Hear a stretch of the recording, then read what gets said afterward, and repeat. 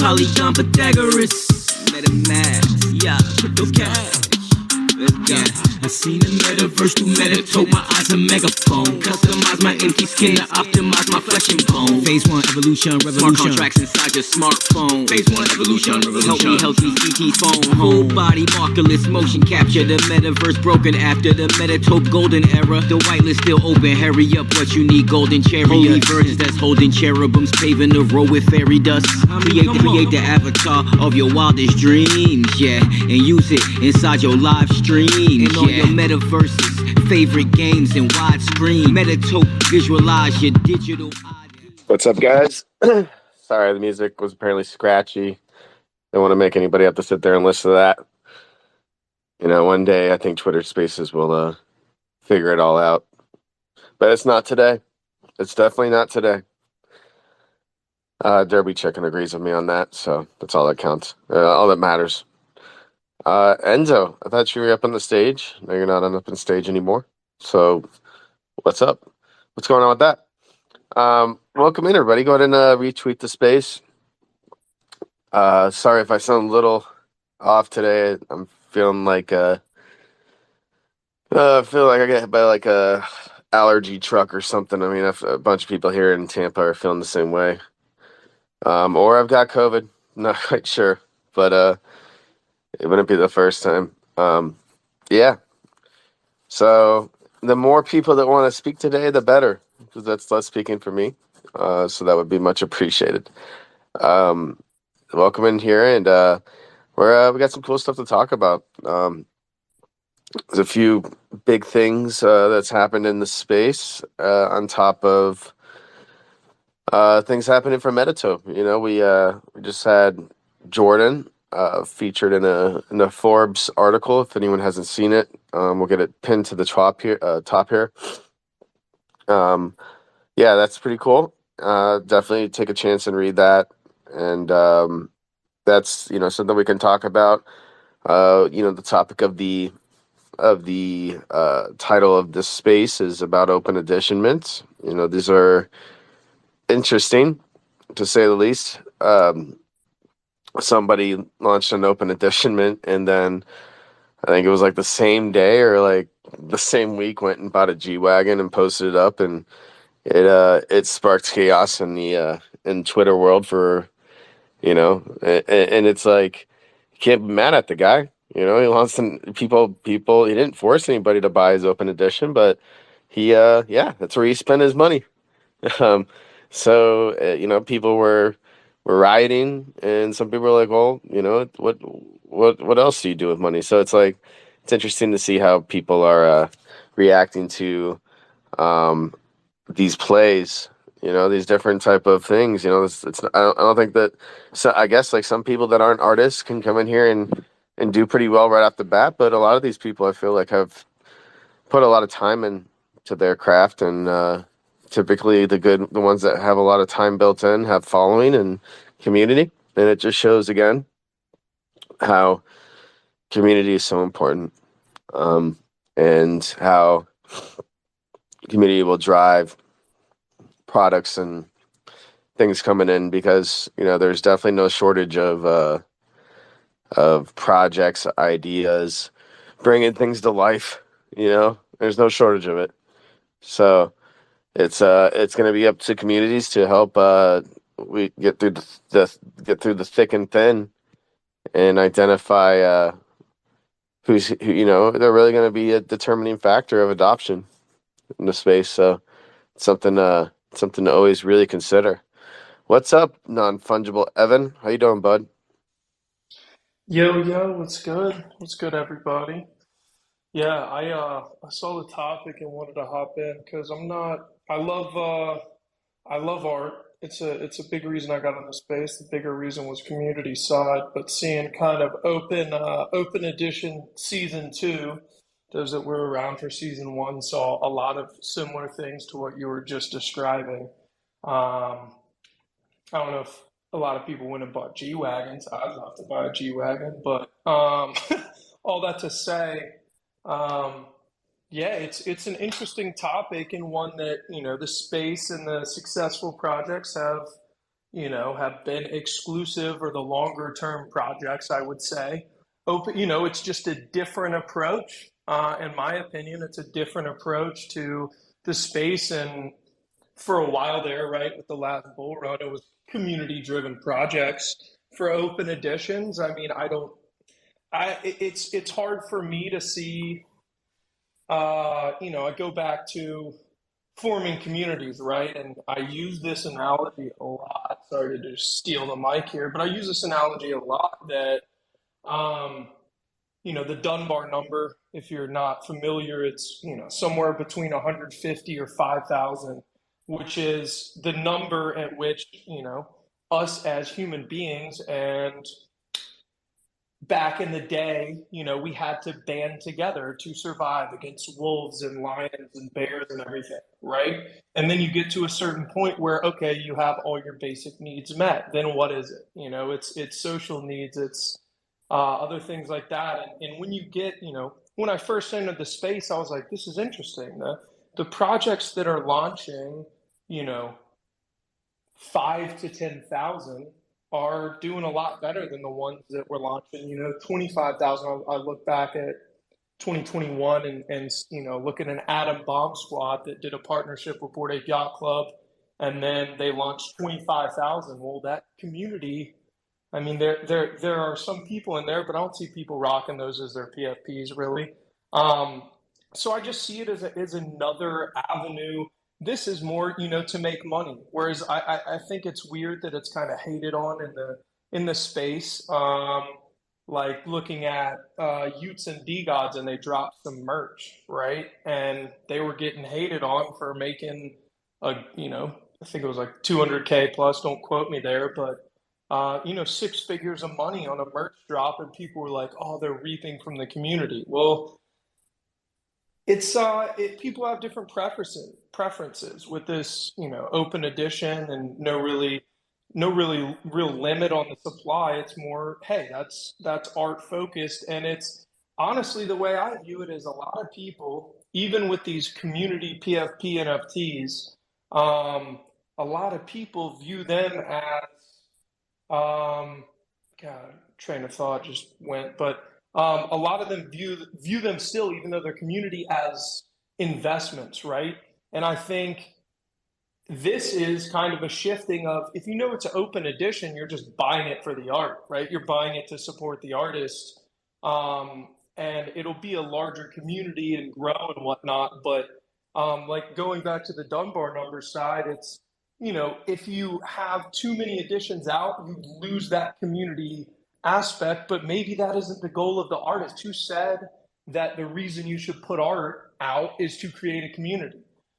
So that was a lot of thoughts really quickly after a third coffee of the day. But hopefully that provides a baseline of a few different things to hit. I would say, okay, this versus limited size of communities. This, versus, hey, how are they going to have a strong community with open edition when there's so many people involved, so many self-interest involved? Because I look at the PFP side and see, the ones with smaller communities, they band together a little bit better. But maybe that's not the goal of these artists coming out, right? So I think it's actually could be a good thing to get some visibility on artists and kind of shift the thinking of, hey, an NFT isn't necessarily a financial instrument. It can also just be a piece of art. It could be a membership. It could be an avenue to products and services. But it's, I look at NFTs as just a software that allows you to do other things more efficiently. And with that said, I'll pass the mic to whoever the hell wants it. Thanks, Evan. Yeah, I think we have a lot of we're definitely in agreement on a lot of things there. This is a space of financial transactions. I mean, the real purpose of an NFT is, that storage of data of a transaction. And yeah, so like the financial incentive is there, but like there's artists that do, I think, have an incentive of their own art and their craft and their skill. And I think I think this is another avenue for someone to be rewarded.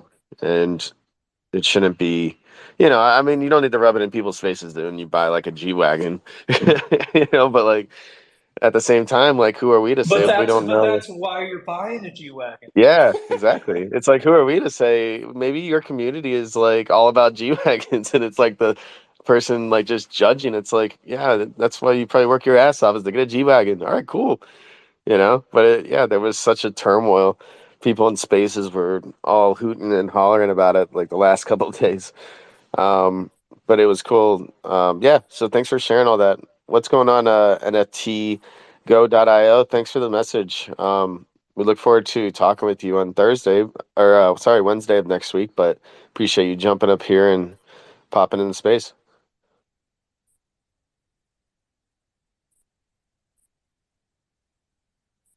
Testing, testing. Bueller, Bueller. All right, Enzo, we're going to you. What do you want? What do you want, Enzo? Well, I wanted to say hello, and I was gonna tell you that I hope you feel better, but if you're treating me like this from the rip, I don't know if I want you to feel better, you know? I Ah, like being come treated on. like this. Stay sick for longer. Jeez, no, don't say that. It's like, Nah, I'm just kidding, man. I hope you feel better soon. I hope it's not Rona, and I hope it doesn't last too long. But dude, this is a completely new concept. I didn't know what an open mint was until Evan just said what it was. But yeah, interesting concept. Not putting a limited number on a mint. Um, I honestly haven't seen it. I haven't been a part of it before, so I don't know how it actually works. So I'm actually going to listen because there's probably much that I can learn here because I really don't know anything about it. But yeah, building a community of an unlimited size is probably a lot harder than building a community of a limited number of mints. But on the bright side, it gives people the same entry all the way around. So as opposed to a limited mint, and then you have to go buy off secondary, and sometimes secondary just flies off the shelf, and you're like, well, I missed out completely, and now unless they do another drop in the future, then I can't be a part of this community as a holder. I mean, I can still participate in the community, but like just for example, a great example is Bored Ape. Like, I don't know if I'll ever be able to achieve getting 60 ETH, and that's right now. And if BAYC starts pumping again and they go up to 200 ETH, like I might probably never get in. So yeah, at least with an open mint, everybody has the same exact chance to get in at the exact same price. So well, considering ETH fluctuates about the same price. So yeah, interesting. First time hearing about that. well, Enzo, if you put your mind to it, you can do it and you can achieve it, bud. I think if you want a Bored Ape and that costs 60 ETH, you know what? Derby, send him to McDonald's, get him a part-time job, have him work the graveyard shift. We'll get 60 ETH in no time, bud. Who knows what that'll be worth in like a couple of years? It'd actually probably be more than a Bored Ape. But yeah, I think that's it's open edition is something. It's something that's taken the space. I wouldn't say by storm, more or less like just it kind of like poked the bear a little bit, and people the smart first movers win. They start to definitely win, and probably see more open editions. But who knows like to what extent can you make something to a caliber of a Bored Ape through an open edition? It's only time will tell. Um, yeah, so let's talk a little bit about this whole new like debauchery about like is exclusivity losing, right? Is having that demand kind of fading, like are people kind of being like, I can be a part of this community with unlimited versus something that doesn't require that huge investment. I mean, what do you feel, Enzo? Like would you do you feel like that like somebody can create the next like version of a Yuga Lab through unlimited type of mints? Because based on Evan's take, that the 5 to 10K collections will do better. Can I hop in? Oh, Because go ahead, I bro. want to add too that like there were some thoughts there too that open editions also, it doesn't necessarily mean that forever you can mint whatever, right? Because then that would mean you just go to the minting site, and if the secondary market is below the minting site, you're going to buy on secondary market. If you're, you know, anyways. But I think there needs to be the ones I've seen successful, right? Nouns, right? There's one each day, right? So it's open edition, but hey, there's only one every 24 hours, as well as, hey, if the open edition is, if you're an artist that can stir up interest and say, hey, for these 3 hours, you have to mint this. If there's only 3 hours and you get like 50,000 people to mint it, you deserve that money. So I want to add that it could be an infinite open edition. There are different types, right? There could be timed ones. There could be one each week, one each day. And I'll be interested to see the Utes community and the kind of nouns down there. They have some proposals coming up that they want to do a Utes noun a day for that sub down, kind of basically copying the structure of nouns, but it's interesting. So it's not just, hey, go, a piece of art and go buy this. It could be communities that slowly grow, right? I see those ones as it's an innovative way to change up, oh shoot, or it could be maybe not an open edition and there's one released every day until you reach 100 people, 250. But I think it's interesting, and having a finance background and looking at kind of just supply and demand, I think setting limits on, maybe the longevity of it is, yeah, one a day forever. And yeah, 5 years from now, I'm trying to do the math in my head, it would be like 25 years from now, then they're reaching similar to the size of regular communities, and then these are going to grow not at an exponential rate like normal civilization reproduction, and look at what's happened since the turn of the century and the advancement of medicine and all this. So I just see this kind of as testing the evolution of communities, but housed on the blockchain. So I wanted to add that in, that they don't have to be, unlimited forever. A lot of time limits are added. But yeah. Yeah, the way you put it sounds like the non-existing dating life that I have, One day I hope it's an open edition, date here, date there. But, right now I'm dating NFTs. So this is, where we spend most of our time when we learn about open editions. So thank you for clarifying, Evan. I definitely see the demand style of having like time restrained type of open edition collection. So that would make more sense than just like, you know, I feel like I feel like an open edition is like what Starbucks will use for like their rewards program or something. 100%. I see it as beyond just the community side. Look at what Starbucks did. And Polygon's a whole nother discussion, but they've got all these enterprise deals. But a lot of those are either their own marketplace forming or these loyalty rewards programs around it. And they have their kind of test one that if you went through the Odyssey journey and you also did like the holiday stuff. I don't know all the specific details, to be completely honest, but I, was looking at them the other day, may have been yesterday, and there were 5,000 for kind of the holiday, and those are selling for about around one ETH. So 500 cups of coffee or 300 cups of coffee at $5, or 150 for those basic girls that like to get their quadruple shots and some caramel added in there, extra milk, massive. Not even the venti's bigger than the grande. But anyway, I don't know. I'm not a huge Starbucks goer, but all that to say, they were actually a free claimable if you went through the journey. And I don't know any more details. Anyone that does know that stuff, I'd love to discuss, because I see the corporate side as, how are they going to get involved with their current customers? Well, if they launch 5,000 NFTs, that could be cool and be the VIP community, but how could you as a corporation create not just a community NFT, but a whole entire loyalty rewards? And I think that's kind of the evolution of all this stuff. And it mirrors a little bit, like you just said, open editions. I think you have to take into account community NFTs, open editions.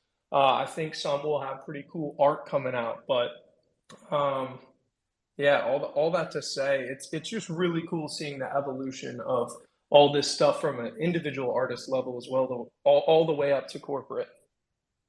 You were such a liar. You said you don't know Starbucks, bro. You named Venti and Grande. I haven't heard those words since I went to a Starbucks. So you are definitely more in tune with Starbucks than anybody I know. Maybe except for like Daniel, because Value in Time got into the Starbucks beta. So you Look, know that most. I just hear those from my non-existing dating life, always talking Oh, about okay. Starbucks. You can't pull that card. I already pulled it, man. I already said it. Not non-existent dating life is like open editions, man.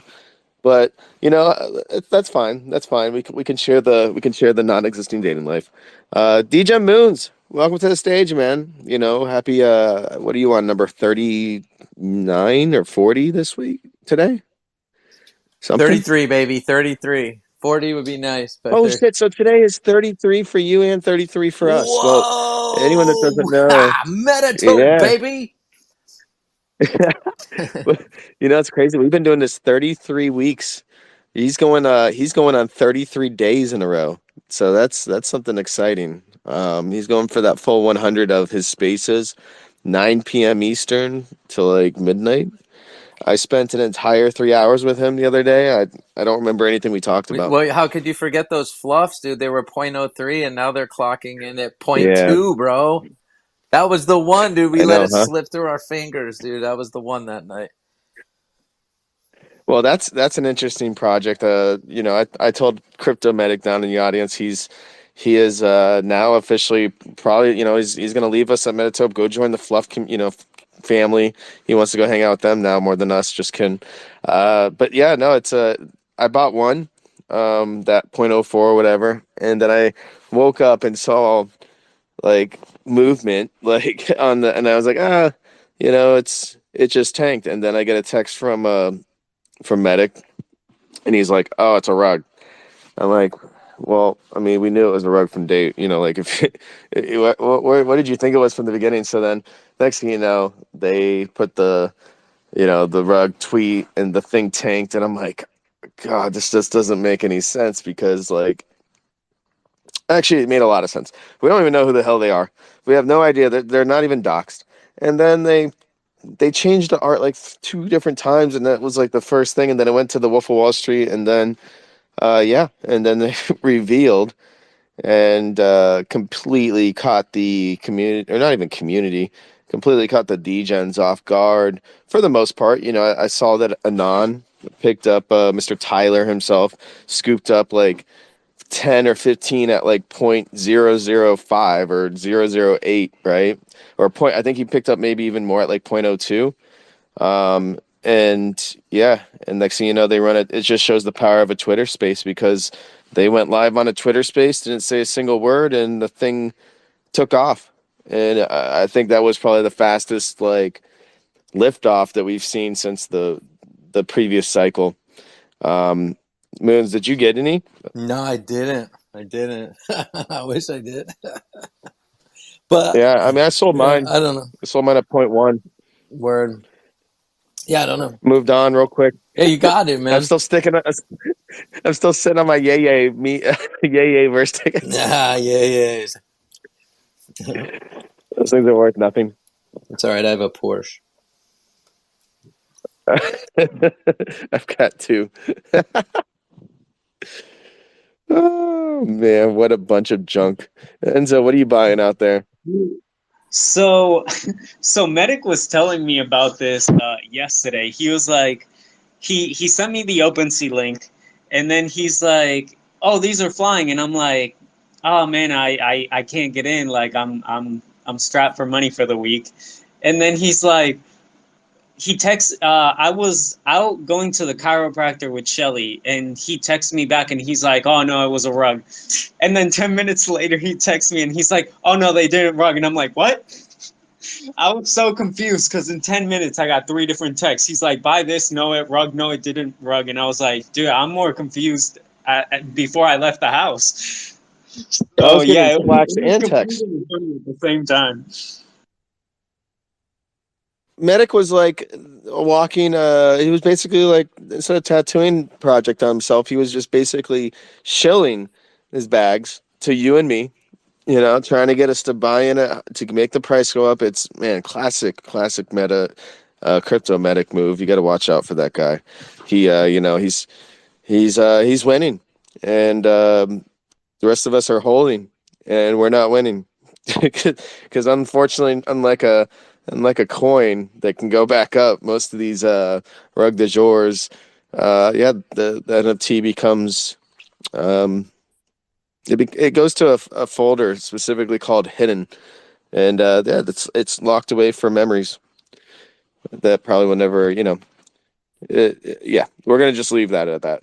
But Walker, welcome to the stage. Looking fancy with your flashy gold glasses, and your look like you're ready to go to the golf course. That's a dub, baby. You know the Utes community is super strong, and I have to say, I know firsthand that Evan drinks plentiful Starbucks. He came over here during our sleepover and brought 2 Starbucks, double fisted. Dude, oh, pause. Hold on. Stop calling it sleepover. Sleepover. Y'all You having know, slumber sleepover parties?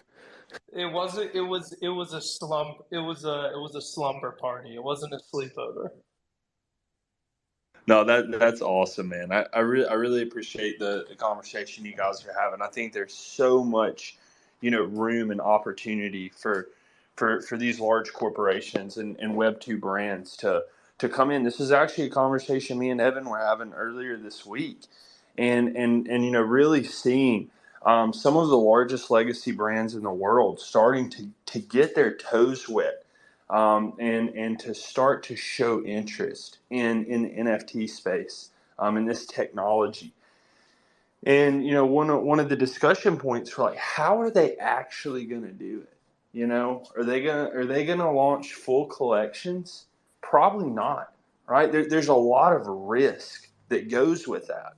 So, like, looking at these, really established and valuable communities that have been built in this industry, and then allowing, these legacy brands to tap into that, through rewards programs and systems of value, and to really let them see, how they can scale this. I'm super bullish on community, and super bullish on this space, and I think it's going to be a really, I think it's going to be a great 2023.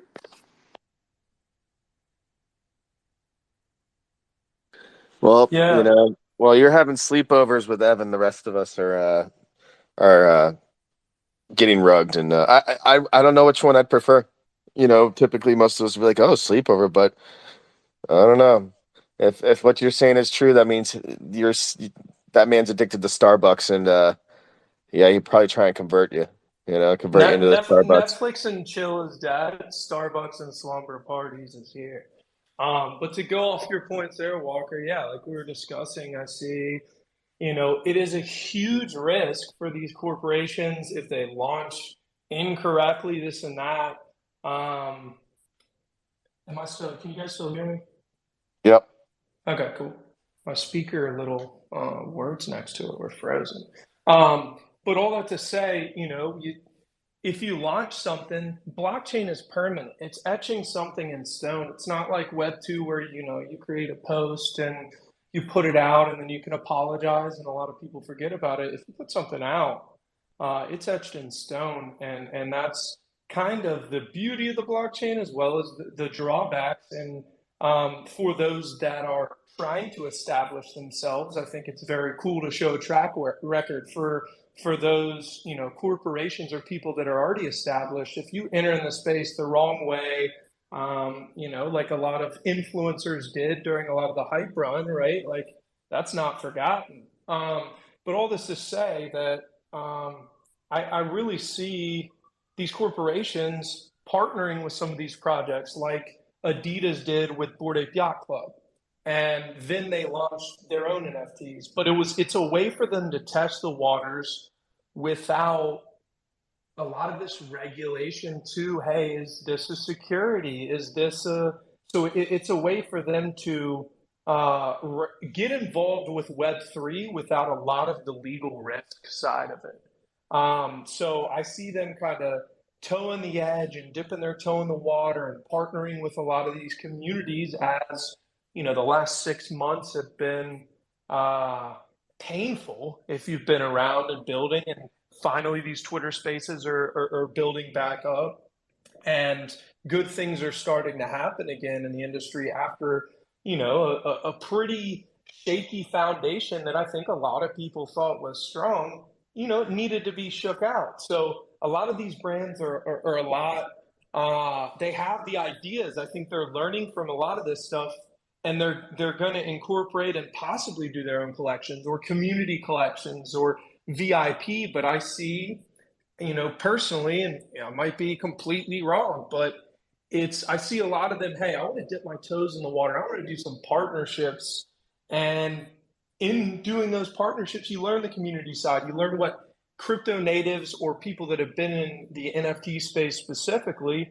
You learn more about their ethos. You learn more about them, their wants, their needs. Your customers. You have direct feedback channels from those with a monetary stake in the community. So why would you not listen there instead of those people posting on Yelp every day and they may have never even visited, right? There are businesses where you post on Yelp and, I would say, it's Web2 scamming. You're posting on Yelp and people will pay you to remove those posts or write something good about it. That's a great business model, not something I would do personally, but those with a pretty limited moral compass might.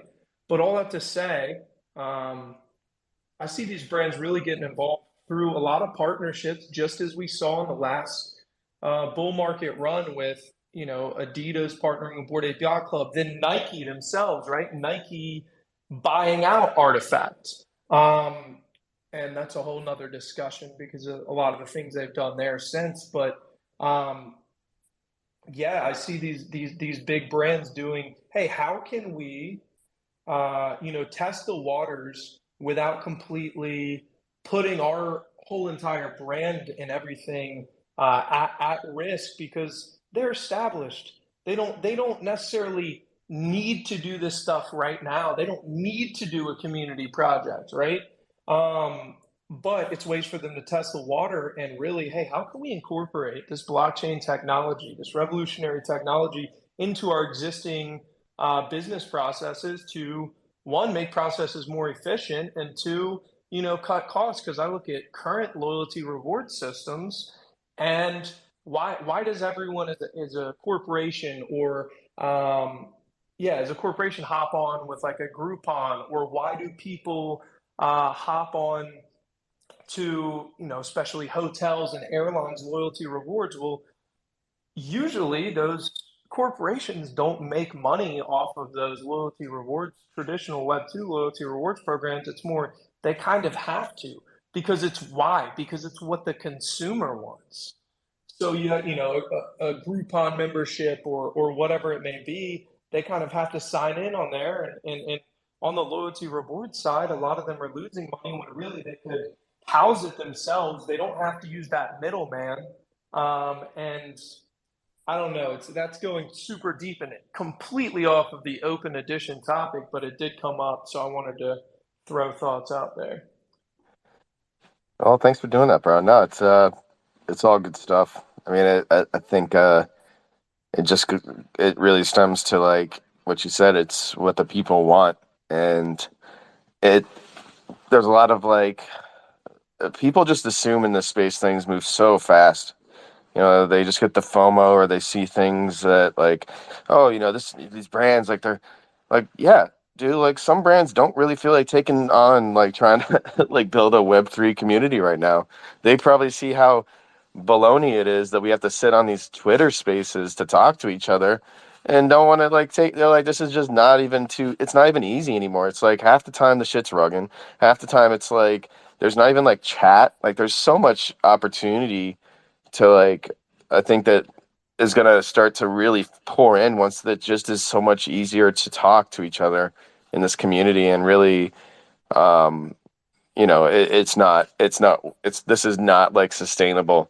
Like Clubhouse got moved to Twitter, and I think at some point this is all going to move either to something else or Twitter's going to have to step it up. And I think when you can only have like so many people on the stage, you don't have like ways to like easily read each other's messages. You have to go into like the tweet box, and if God forbid I push a button on this thing and the space rugs, I'm sure Moon's like you know how it feels. But thanks for jumping up here, NFT Go. I know earlier you said you had a phone call, so I just wanted to bring you back up and see how you guys are doing. I pinned at the top here the article that Jordan was involved in with the Forbes Tech Council. And I know you guys are looking forward to having us talk next week, but figured we'd give you an introduction while you're here. Yeah, thanks for having me. Yeah, it's been a super busy week, so I apologize, but I got hit up a bunch when I tried to join earlier. But yeah, it was cool. I actually hadn't even heard about you guys, and part of my job is to just stay up to date with everything. So I was just browsing Google News on NFTs, and that article popped up, and figured I'd hit you guys up and see what you're all about, since it seemed like a pretty interesting article. It's freaking impossible to really stay up to date with NFTs and Web3. There's so much stuff constantly coming at you. So I've tried to make a big effort to find stuff outside of Twitter so that I'm not just regurgitating the same things that everybody else is. You know what I'm saying? But man, when I got into Web3, I did not realize that this was 100-hour a day job, really. Yeah, no, 100%. And breaking news, everybody. NFT Go actually reads articles. I don't think there's anybody else out there that goes to Google and searches NFTs except for him. That's what you're ahead of the game, man. You really it shows that you are you stepped up, you've taken initiative that other people took. Like back in the previous cycle, most of those articles, like yeah, you had to like look through thick and thin to find like the gem, because there were so many. Now I'm sure it's kind of cool because like those articles probably get like the most exposure of people, because there's just not much going through that, like the PR system, right? Like that's another thing that's interesting, is how much like PR is kind of taking a step back in this space versus how it was triumphant with the previous cycle. So I appreciate you finding us, man. I definitely appreciate that. And you hopping in here and wanting to know more about Metatope. I mean, we've been in building for a couple of years now. We have an absolute rock solid core team that's ever just keeps growing, and we were our tech company first, so we've been building this markerless motion capture, but on top of that, we've been doing it the right way, and we just started by allowing alpha testers such as Degen Moons and some other people here to start experiencing the tech in its current form, and really see the vision of how we're going to bring these quote unquote NFT avatars to life. And it's really, without diving too deep into like tech, really what we're giving that mobile experience to holders of NFT projects, such, starting with our own, and they're going to be able to embody their avatar from the front facing camera of a mobile phone. You can take your iPhone and create content and start monetizing your IPs. And not only our collection, but we're also bringing Bored Apes to life. And then we're also going to, get to a point where this can scale into other collections. And once that happens, we can automate it, and voila, now we can start moving these IPs that people can identify with into metaverses, Zoom calls, and it gives that use case for somebody who wants to stay undoxed, or that maybe is camera shy and they're but with themselves, but can use this identity to really craft into their hobby or into some sort of, creativity that maybe they didn't know they had, or maybe they did and they just didn't know how to express themselves. Does that make sense? Yeah, I think it's a really good idea, actually. Especially when you brought up the Zoom calls and meetings, because I have a lot of those, and a lot of people just keep their cameras off the whole time, uh, even though we're having back and forth on Twitter and having BD meetings, still half the people keep their cameras off because they don't want to dox. And that's one really viable use case. I'm interested in it. I'm definitely going to dive in a little bit more and try and learn more about you before we have you guys on. But I want to talk about the article, because the reason why it caught my eye and I clicked on it was because it's a very similar conversation as to what I've been having on Spaces lately, which is the PR problem for NFTs. And there's a few people have done it, like where people are just sort of trying to stop using the phrase NFTs and instead referring to them as digital collectibles.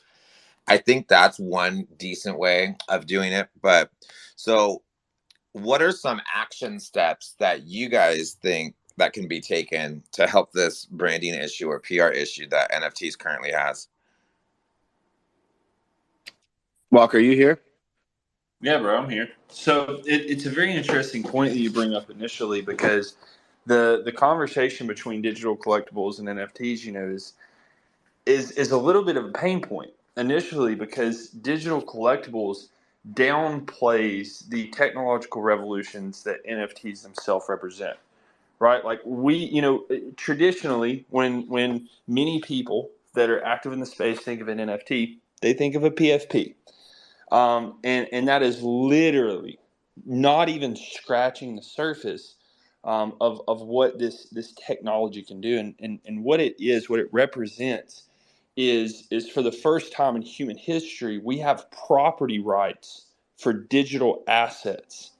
Right, as we move into air quote metaverse, as individuals choose to spend more and more of their time online, we have seen the digital landscape, just become immensely valuable, and increasing at an exponential rate. So from digital collectibles is one aspect, but your identity card, real estate, access to buildings and inside of your organization. That I believe that NFTs as a technology would touch nearly every business model over the next couple of decades. So digital collectibles, I think, has been a term that you have seen, as you said, used as a PR play in a lot of traditional companies, in a lot of legacy companies, to allow them to dip their toes and start to understand how to integrate with these communities and to create value, not only for the communities themselves, but for their IRL or legacy brands. And that was a way for them to say, hey, we're excited about this technology, but we hate the current perspective of what's going on. And I think that anytime you have a new market, right, that you're super fresh off the block, it's always very difficult for investors, right? You go back to penny stock, you want to go to any emerging market, and at the forefront, you typically get a lot of manipulation, a lot of scams, because there's very little education and there's exponential upside. But with that comes a very high amount of risk and people who want to take advantage of others. So more than anything, I think it's maturity. Of course, there are ways actively that you can rebrand, but I think more so it's helping educate others in what the technology does, bringing real utility and use cases that grow value for the people that are in the space. Chris kind of touched on what we're doing, but we're really focused on NFTs as an opportunity for individuals to have true ownership of their digital identity. Right, profile pictures, PFPs, are the largest niche within this market. and they are siloed to a static image, right? People have paid legitimately millions of dollars for these assets, and they can't take them anywhere. And what we want to build is the infrastructure to allow that digital identity to go into social media, streaming, metaverses, gaming, and to allow for a truly interoperable experience in that digital ID. So to answer your question, I don't really think there's, like a true, like a short-term band-aid to throw over it. I think the answer is to build truly valuable utility and help educate the space. Yeah, I mean, I think that's a fair point. It's really definitely going to take education and time, especially. I mean, we've kind of deserved the bad PR problem. I mean, not the community as a whole, but because of all the rug pulls and bad players. I mean, it's if you're someone who really isn't invested in Web3 and you don't really understand the tech behind it, and you're just reading the news and hearing about FTX and all these scams coming out, it's natural to be hesitant. It kind of makes sense, but it is an issue that we as a whole, the people that are actually have integrity and are trying to build good things and not scam people, if we really want to build up this community, we got to figure out a way to do it. And education is probably the number one answer, I would say. And insecurity tool sets, right? Like giving people an opportunity to actually navigate the space and not feel like they're going to get scammed. And you just brought up a great point. I'm calling that, but a very, very close relative to mine the whole time, like through my entire journey in crypto, to them, it was always a scam. It was always a fugazi. And any opportunity that they get, they see something that happens in the mainstream media, right? You just pulled up FTX, or anybody that's in the audience that was negatively affected by that. I'm so sorry. It's absolutely awful. But what a great reflection point it is for this industry, and for individuals to understand the power of crypto, right? Bitcoin gives us the opportunity to hedge out of traditional financial systems, to move away from an intermediary, to in my opinion, the most decentralized money that this ever existed. And so, something like FTX is literally what Bitcoin was implemented to be resistant against. But to, as you said, to the average person, they see the FTX collapse, they see the headlines, and to them, Bitcoin's a scam, right? Because they don't want to go deeper, and also new things are very scary to people, right? I mean, we have an aging demographic. You look at somebody that is older, most of the time, it is just so far fetched for them to be able to conceive that a digital asset has real world value. I mean, I'm only 26 years old, and I remember dial up internet, right? You put me back in my adolescence, and to think that the internet would be ingrained into every part of our lives was far fetched enough. But to think that digital assets would have real value is just like nobody, very few, some people, very few, would have really been able to understand that idea. And people that didn't grow up, in this technological revolution and aren't, consumed in tech and see where it's going, it's very hard to understand. So as you said, education, time, real world use cases, and strong tool sets to offer people a secure interaction, I think is really, really going to help with mass adoption. Yeah, I couldn't agree with you more. What's funny is I think Reddit did a pretty good job of onboarding, and they used the digital collectible term as well. And I think they had I think like 20% of the people that they onboarded actually made a second purchase on OpenSea. So it was actually a fairly successful version. But I hate to say it, but another good case was the Trump NFTs. Even though the art was awful and there's so many bad things about it, them calling them digital collectibles, I think, was good on them. And also having the ability to purchase it with a credit card and there's a wallet be created for you right away. I think those are two interesting things. But also, I think the security aspect of it, like if MetaMask and a few of these other companies can make it easier to be more secure, and just so people that aren't nerds like us and that spend all of our time and effort thinking about this and wrapping our heads around it. So like basically I think once we're to the point to where my grandma is just buying an NFT, but without really thinking about it, you know, where she's like, oh, I'm just buying this thing because it's cool and I like it and I don't have to wrap my head around entering this new space. Yeah, if I could piggyback that, I completely agree.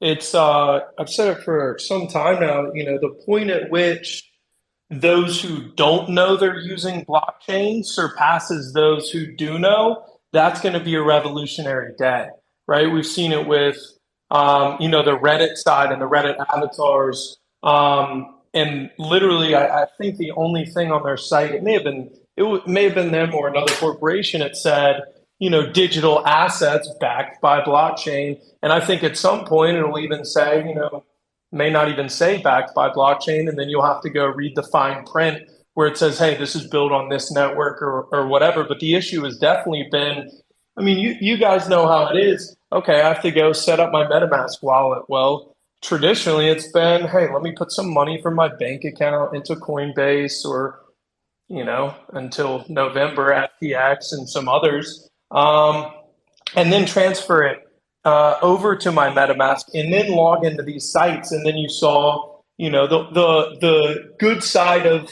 I would say, the Solana side, and it's just a young blockchain, but in terms of capabilities, I haven't seen a lot of the utility aspect for NFTs, but I believe, you know, it's everything's new. I think there's a multi-chain future coming, but the Solana side, you have MoonPay where you could directly put money into your bank account or put money in from debit card and then buy something. And then the interesting side um, thing that kind of went mainstream was NBA Top Shot on Flow blockchain that you could buy directly with US dollar or credit card, and that made a wave in the sports side. And you know, talking about open editions, they just completely flooded the market with too much supply. It wasn't an open edition, but we've just seen a lot of lessons. And if you've been around watching it, or if you're new to the space, do your research, please, before you dive into a lot of this stuff and see, you know, not only what has been done, because there are always new use cases being proven, but also, hey, what products are out there with a clean front end, a user interface and user experience that isn't hard as hell to onboard people. I've done a couple educational communities in person, and people are like, or yeah, with those ones, it's people, you have to sit there and help them set up their wallet. And they're like, what are these? What are these 12 words right here? And I'm like, well, that's, you know, that's your FDIC guarantee right there, my friend. But all that to say, you know, the user interface and user experience has not been there, and we've seen things coming, especially that last bull run with NFTs that proved that even if the back end value of it isn't immense, if it's easier to buy than some things that may have more value, but they're deep in the space and they're deeper into Web3, it's very, very hard to get new users unless they're ETH whales, soul whales, you know, hopping in and seeing what the tech can be. But yeah, that's my take on kind of if this stuff, when this stuff heads mainstream, it's got to be a clean user experience, user interface where us being in the space right now, we understand the back end, but 95% of people truly don't give a shit about the back end. Yeah, so it's funny. I was talking to someone a few months ago, and he was a dev. And I don't know if any of you guys are devs. I'm like, no, I don't really consider myself a true dev, but I know a little HTML and CSS and JavaScript and some basic stuff, right? But he talked about how when Ajax came around, I don't know if you guys are too familiar with it, but so basically Ajax is what is the code that Twitter and Instagram are built on. And without going into too many technical issues, it was a revolutionary tech. It was revolutionary code on the back end, and it helped you build all these wonderful things and everyone started using it and was constantly on platforms built with it, but no one had any idea. Like the common person had no idea that it was ever even built or a thing. So it's like the people don't need to understand the back end. They just need to start using really incredible things built with it with really incredible user experiences, like you were saying. So, and another point on what you were saying is the whole do your research thing. Obviously, that's true. Like if you don't do your research, you're gonna get scammed. If you click on the wrong links, you're gonna get scammed. And when we don't need to say that is also going to be a huge thing. When people can just safely purchase crypto and NFTs, it like even without sounding like a jerk, when even an idiot can go on and buy anything and not have to worry about it and not worry about getting scammed. That's going to be a big day for us. Yeah, I just threw out a lot of emojis because that is, my whole thing, and long-winded, cut down specifically. That amen to that. That's all I have to say. I mean, I just have one little thing to put in, but if we're going by that basis, then people shouldn't even trust Web 2, because I mean, you go on Google. Didn't NFT God go on Google to download something, and then ended up getting scammed just by downloading a Google link? Had nothing to do with Web 3. So by that metric, then people shouldn't even trust Web 2. If you want to get to the point where people are like, we don't have, well, an idiot can come into Web3 and not get scammed, then, basically we shouldn't even trust Web2, because you go on Google, you type in anything, and the first thing that pops up might be a scam. So we shouldn't trust Web2 by that logic.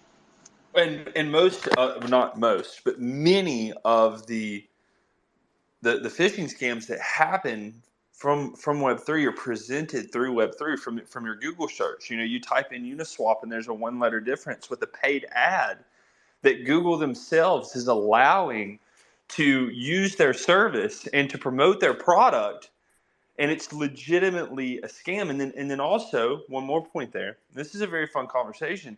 Is that you can't be an idiot and go play in penny stocks or the stock market, or you can, but the same thing's going to happen. You're going to lose your money. So it's a very interesting balance, especially because like NFTs right now, today, crypto right now is so tied to financial products, right? Because we don't see those truly, let's say traditional use cases that I think we all know NFTs can revolutionize. Yeah, well, Enzo, I think you made very good points. And so people are getting their credit card numbers stolen and having their accounts cleared, and that's been happening, since credit cards existed, right? And the problem, I think, is it's a PR issue with us. So it's not that it's just happening to us. I think it's a little bit more, the media likes to hate on cryptocurrencies, and so anytime there's a scam, it's amplified way more so, and so that's putting more pressure on us to fix this as quickly as possible. So yeah, you can absolutely get scammed not doing Web3 100%, but since we're like this new thing that no one understands, people like to talk about it more, and I mean, I obviously don't have the numbers in front of me right now, but the percentage of people that have credit cards that have had their banks cleared versus the percentage of people that have had crypto wallets that have had their wallets cleared, it's probably a higher percentage in us. So although it's still very popular, or still very possible to get scammed, not in this culture, it's a little bit more prevalent. And since it's popular to hate on Web3, we're having more pressure on ourselves, and we're sort of being forced to regulate ourselves and figure out ways to protect ourselves and to protect our community. I would challenge those stats, though, on the drainage issue if we looked at the adolescence of the credit card industry. I mean, dude, if I can legitimately remember my parents, and they were like scared to use the card. So now, and you base it like off the percentage of people that have credit cards, so it's even a skewed number. But I feel like if we go back to the first few years that credit cards are issued, and you also have the issue with self-custody, right? Like you have protection in the traditional world, which is very nice. I mean personally, I never really use a debit card at all anymore. I always use my credit card because, they're taking the risk. And now I'm only paying one person back. I'm getting some rewards. I don't really care about the rewards. I really like the protection aspect. And I don't have to worry about my bank account being tampered with. Yeah. So that's a really good point. So this just brings up a question. How would you guys feel if a massive hedge fund or massive banking corporation decided to make some sort of crypto style credit card where we could be protected? Would that be too regulatory and too centralized for you? So, and I wanted to throw back to your earlier point, and that was when you were talking about just like the mainstream media and like the personification of cryptocurrency. I think that like from like an older demographic that tends to pay a lot more attention to traditional media. It's a great headline. There's no offense, right? They're not hurting anybody's feelings by bashing crypto. And I also think you have some of the largest financial institutions and even regulatory bodies that are lobbying against crypto for many different reasons. I believe a lot of those are to allow themselves to position as well as they can over time. But yeah, and then to answer your question, I don't know. I don't know currently if there's any like FDIC protected cards out there. Like I know like if you're on Coinbase, no, don't, like, this is not financial advice. Don't quote me on this, but I'm fairly certain. Please read their policies. But if you're sitting in cash on Coinbase, there is FDIC insurance applied. Now, if you're sitting stablecoin, crypto, it's non-applicable. So like one step there, potentially exchanges could have that protection. So a centralized exchange with FDIC insurance for a lot of people, I think, is a really interesting option.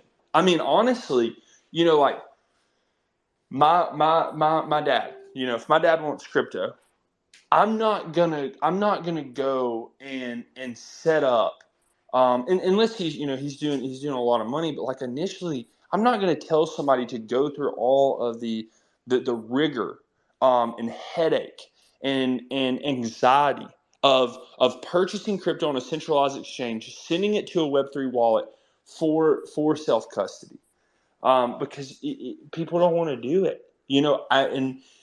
I trust Coinbase to a degree, right? That's who I use as a centralized body. But there is a happy medium, and I definitely think that as we see the regulatory framework come out, in my opinion, over the next probably 12 to 18 months, we're really going to start to see some regulatory framework come in, and I think you'll see that.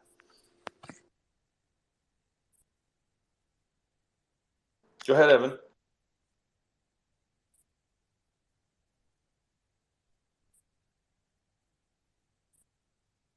Yeah, this is a great conversation so far. It's super interesting. I'm glad I hopped into this space. Yeah, man, we're super grateful to have you, and that's where we think the best Twitter spaces are, the best relationships are made are just on good panels and relevant conversations.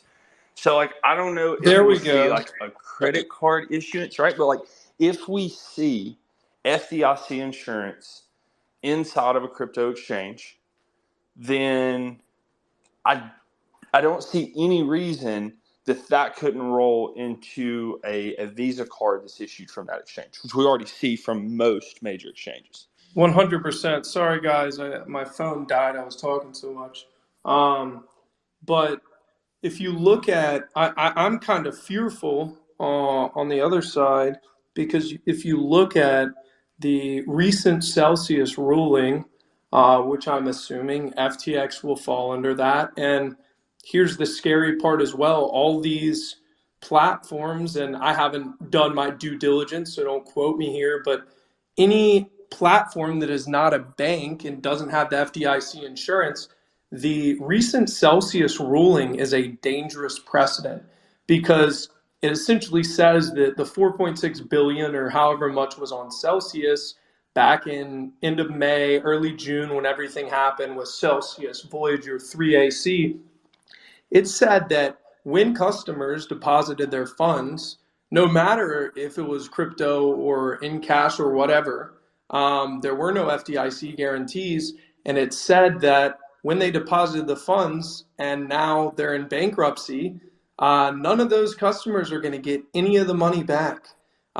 Even though it's a centralized and essentially operated as a bank, as a custodial account. So anything with custodial accounts, whether crypto or not, it set an extremely dangerous precedent in my eyes. That with looking at economic conditions, and I'm not one to say we're in the clear or we're about to go to zero, but I always have in the back of my mind, hey, what do I want my money in, and where do I want it stored uh, if terrible things happen in the world or another recession hits or whatever. But looking at that precedent set, it could also move over into Robinhood, into other investment accounts that are with stocks where you don't own So, the stock, Evan, you own the rights to the stock, you know?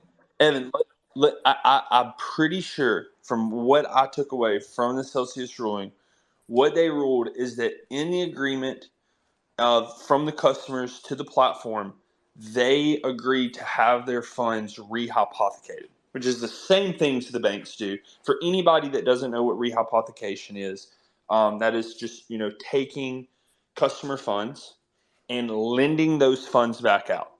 Right. So when you came into Celsius, you agreed and you took the risk to allow that company to lend out your funds. No, I do not believe there's any statement at any point that Celsius had FDIC insurance. Now, from a standard of again, I'm just using them as an example. I think they are a gold standard for regulated exchanges, Coinbase in the U.S. They have FDIC insurance I believe. Please fact check me for cash on Coinbase. So, in my opinion, Evan, the Celsius ruling was very different in the sense that the users agreed to have their funds lent out. And any time that you come into a platform and you allow for that, you're taking the full risk and the exposure of that potentially going wrong. Now, right, you go to a bank and they rehypothecate your funds in an exuberant sense. I mean, when Trump was in office, he removed the rehypothecation barrier. I think that the average is most banks are 10x plus rehypothecated, but they are FDIC insured.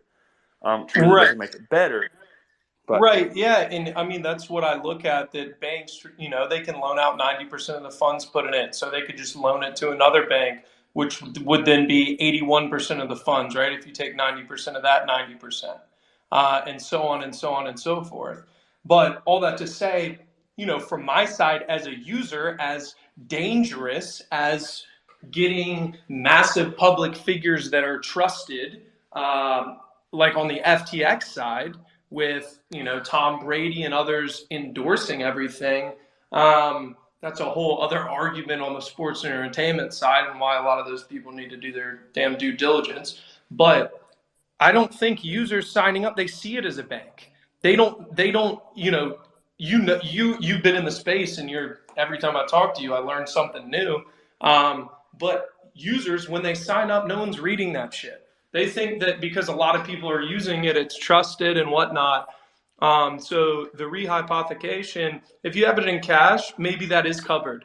But to think that, okay, I can buy Ethereum and hold it in my decentralized wallet, or I can put it on these centralized exchanges where it's probably easier to move around, easier to onboard people, but none of that is covered except what is in cash. That's what I mean more so by it being terrifying to me. And that's why I say that also fact check me 100% on the Robinhood side, on PayPal, anything like that, any type of custodial accounts. I think it was just a great, great, great point to look at. And like you said, Walker, absolutely horrible situation, but it is great from the consumer side to look and say, shit, there's stuff we didn't know. Maybe we need to learn these and not just completely trust. And that's when you go and do your own research. And then as NFT Go was talking about earlier, the point at which you don't have to say, do your own research, because there is proper regulation in place, because there are protections for the consumer and customer. Yeah. Jordan hopped up here though. What's up, dude? What's up, guys? I'm hearing part of the conversation, so I didn't hear the full thing. But I think it's an interesting conversation you guys are having, because I think this goes to this industry as a whole. I think people look at centralization and decentralization as binary, when it's really a spectrum.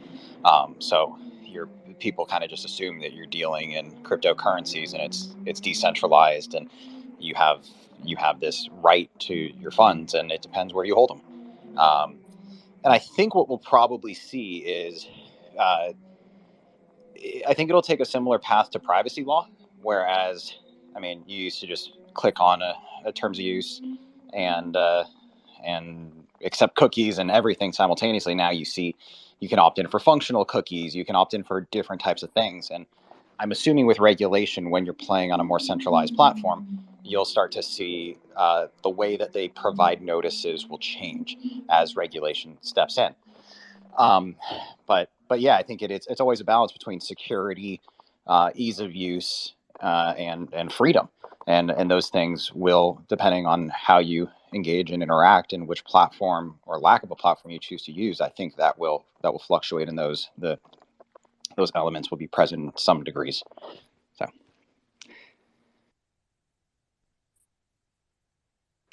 I appreciate that, Jordan, and it's not so black and white.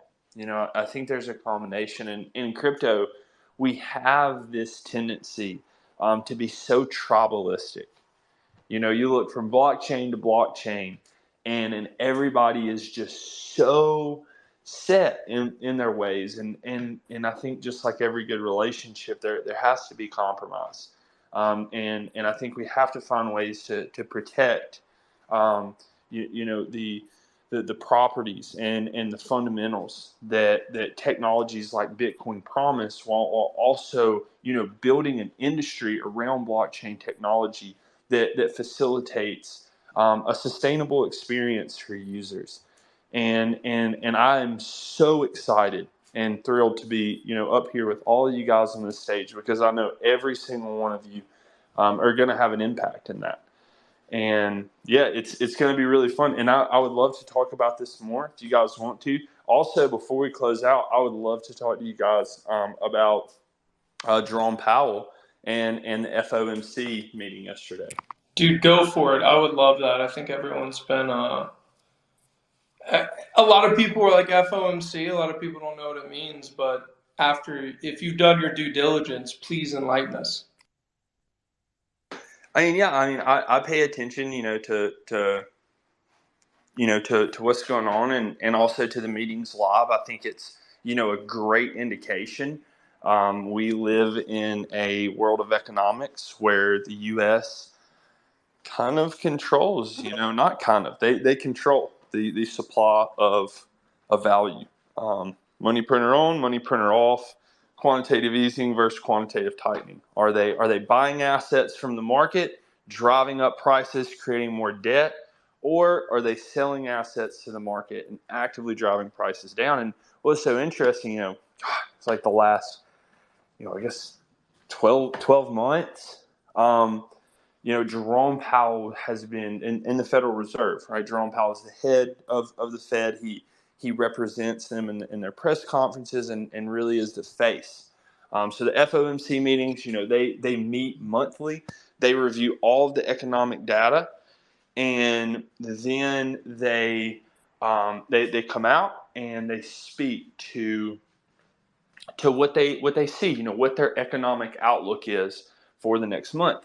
So over the past, year or whatever, we've had constant interest rate hikes, right? They're coming in, they're 50 basis points for a lot of time. That's half a percentage point raise in interest rates, which makes it much more expensive to borrow money, to get a house, to take out, money and equity on your home, all of the things that we do to access value. And so this month they came in, the market expected a 25 basis point raise. And the market will bake in, right? That's the term. They'll bake in that that movement in interest rates. So the market was saying, hey, we think 25 basis points. And typically when the market gets what they expect, there's positive price action. Now, what I expected, and I was completely wrong, was that we were going to get the 25 basis points, and we would also see what they say is a very hawkish stance from the Federal Reserve, meaning essentially bearish, right? They're going to come in. They've seen these financial, easing conditions, all of these short squeezes, right? Inflation is still, in my opinion, out of control. Gas prices are going back up. Diesel's going back up. In my opinion, that's going to cause inflation across the board again.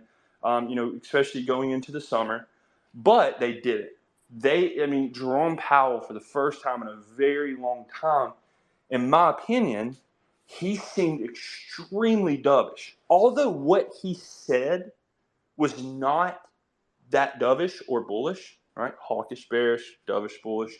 What he actually said wasn't that bullish, because really he said, hey, we are seeing the signs of, starting of, I can't remember the word he used, basically deflationary activity in the markets, right? Prices of goods, like transportation, they're expecting, they're forecasting, for home prices and rentals, to come down substantially. And they are using this as like leading indicators that like inflation has pretty much, they're saying, hey, it's not looking bad. And then he kept using this word of like deflationary. And the market is so reactive, right, to their stance. He also said in his speech, I don't know if it was a fluke, that the words came out of his mouth that we would see a couple more rate hikes, as in two. 25 basis points is the expectation now. There's like the markets are estimating, I think, that they go to like, I can't remember, 4 point something is where they'll max out. All that to say, we got the 25 basis points. Jerome Powell, his tone was very bullish. His words, not so much. He was really like, we don't know. We want to avoid a double top inflation situation. We have tools to offset if we over hike interest rates, meaning interest rate cuts, printing money, right? Economic stimulus. But yeah, that was it. So for me, it was like so mixed, right? It's like we don't really know. We've never been in a situation like this. Inflation could be extremely sticky, and we see it come back in a big way, but maybe not. And in the meantime, things are looking great. So markets pumped off of it, and honestly, we'll have to see, because you had even like Meta came out today with their earnings. It was higher than expected, still down, but higher than expected. So they pumped, but it's pumping right into a resistance level. We have a lot more earnings coming out over the next few weeks.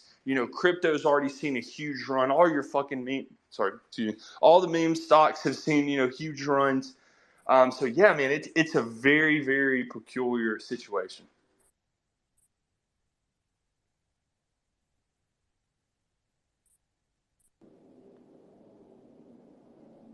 I hope I didn't pull everybody. No, I can't even follow that up with anything. I'm going to sound like an idiot. I'm excited. You pump me up, Walker. I love you guys. Yeah, this has been a great conversation. I'm definitely going to hop back in next time I see you guys hanging out.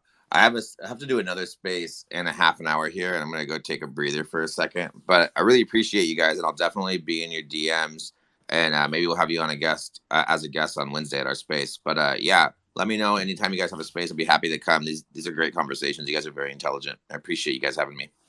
No, thanks for being here. And Jordan jumped up on the stage, who was in, that was with did the Forbes article. And I was telling him earlier that we were planning on meeting with you next Wednesday for your space. So, yeah, we'll definitely, we're excited to talk to you and the community you have and, talk about the branding issues of NFTs again. And we do these every Thursday, 6 p.m. We would absolutely love to have you on stage anytime. You're very, very smart. You bring great intellectual questions that spark conversation, and that's what helps us all grow. So thank you so much for spending time with us, and hopefully we'll see you back here next week. Yeah, man, I appreciate that. Yeah, peace out, you guys. I appreciate you. Peace, No worries, brother. man. See ya. As we wrap up here, does anybody have any closing statements or final things to touch base on? Yeah, this is Crypto Medic. I got a closing statement. Anybody else? Anybody else? Anyone? I just, it's a great conversation today. I've been listening all along, and I just want to point out only one thing about the whole conversation today, is that you sent me the fluffs. I did not show you. All right, guys, great space. We heard from a lot of people today. I love you, brother. I love you guys too. I can't wait to feel better. I hate getting sick, but yeah. Go ahead and anything. Appreciate everyone coming in the space here. DJ and Moons, everybody, Walker, Evan, Jordan, everyone down in the crowd. I know that Mr. Enzo has a quick giveaway to rock and roll. And honestly, guys, unfortunately, I think that we were hit by Twitter. I don't think we got the space was able to get exposure. People were having really hard times connecting, and the space wasn't showing up for certain people. So with that, just keeps going to prove that this is still not the most optimal way, but it is what we have, and appreciate everyone here taking time out of their day to spend it with us through the thick and thin of trying to even find a Twitter space. So yeah, thank you everyone for being here. Go ahead and take it away, Enzo. Yep, and while you're picking that, Enzo, thank you everybody for being here. We're gonna be here every Thursday, 6 p.m., maybe 5 p.m. We're testing it out. If you think there's a better time, let us know. But we're just gonna bring great conversation, and we also want to give everybody in the audience an opportunity to come be on the panel, and speak with us. So please, always feel free to shoot a request. We would love to have you. And stay tuned, guys. Give the Metatope account a follow, and we're going to keep building. See you soon. All right, guys. And for this week, we have Captain Z, who is in the crowd. He's also one of the people that are Tope listed. Let's go. He's an OG. Captain Z, I swear to God, he's been here since day one. Yeah, he's one of the top most active people in our Discord server, along with Max. Also Lynn May and Precious are here, and they're really active within our Discord. So big shout out to them. And Captain Z, whenever you get a chance, man, open up a ticket within our Discord, and we'll get you situated, man. Thank you.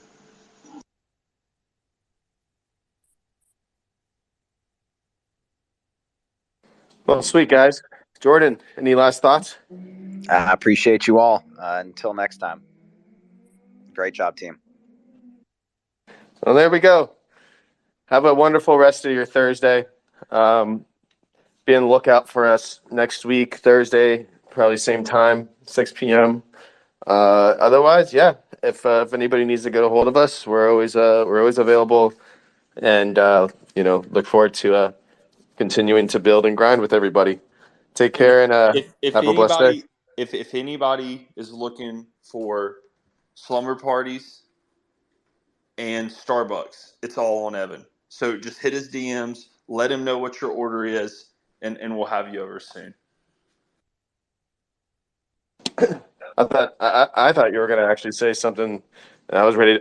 Captain Z wants to come up. We'll let him say hello real quick, and then Let's we'll. go, Captain Z in the building. I think he can come up. I don't know. Twitter might be Rogan. Either way, there he is. He's speaker. Hey guys, I just wanted to come up and say hi. Hey guys, hey Crypto Medic.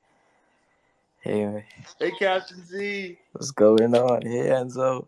Hi, how's everybody doing? Great space, guys. Thank you so much, man. It's always a blast to just be here with our friends, and spend time and communicate and grow. And we just want to say thank you, to you for being such an amazing part of this team, in this community. And you're always in here showing up, showing love, and I'm so happy that the prize went to you today. Definitely, man. Great community, man. Super educated space, man. Just happy to be here, man. It's only the beginning, brother. Only the beginning. Yeah, man. Thanks for hanging out, dude, and always being here. Always appreciate seeing your hitman looking PFP you rocking. it's Hey, man, it's you been don't the know same for a Peaky while. Blinders, man. But yeah, dude, we'll get that into a Metatope PFP soon enough, brother. But all right, guys, have a good rest of your day. I'm going to close this out. See ya. Yeah, cyberpunk. Yeah. I mix my ETH with Polygon Pythagoras. MetaMask. Yeah, crypto cash. Yeah, I seen the metaverse through Metatope, my eyes a megaphone. Customize my empty skin to optimize my flesh and bone. Phase 1, evolution, revolution. Smart contracts inside your smartphone. Phase 1, evolution, revolution. Help me CT phone home. Full body markerless motion capture. The metaverse broken after the Metatope golden era. The whitelist still open, hurry up what you need, golden chariots. Holy virgins that's holding cherubims, paving the road with fairy dust. Create the avatar of your wildest dreams, yeah. And use it inside your live stream. And all your metaverses, favorite games in widescreen. Metatope, visualize your digital ID. I seen the metaverse through Metatope, my eyes a megaphone. Customize my empty skin to optimize my flesh and bone. Yeah, Metatope is your mirror to the metaverse.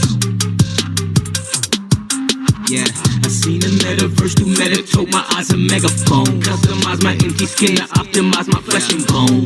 Metatope.